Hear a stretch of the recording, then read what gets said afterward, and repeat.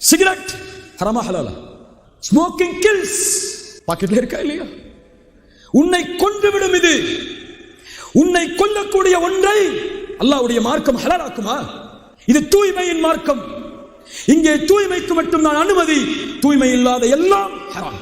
கஞ்சா முஸ்லிமானவன் விற்பனை செய்கிறான், வாங்கி குடிக்கிறான், வாங்கி கொடுக்கிறான். 4வது முறை அவன் மீண்டும் அதை செய்தால் 3 அவகாசத்திற்கு பிறகும் ஒரு முறையும் 40 நாட்களுடைய தொழுகை ஏற்றுக்கொள்ளப்படாது. 40 நாட்களுடைய தொழுகை ஏற்றுக்கொள்ளப்படாது. 40 நாட்களுடைய தொழுகை ஏற்றுக்கொள்ளப்படாது. அதுக்காக தொழாமல் இருக்கணும் அவசியம் இல்லை. அவன் தொழுதாலும் அதற்கு பலன் இல்லை.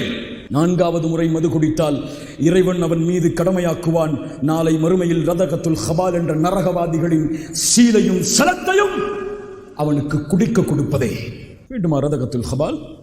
முஸ்லிம் வாலிபர்களே, இல்ல மாஷா அல்லாஹ், எல்லாரையும் பார்த்து கேட்கல, கேளுங்க அவங்கள்ட்ட போய், ரதகத்துல் ஹபால் வேணுமா? அதுவும் அல்லாஹ் கொடுக்கணுமா உங்களுக்கு?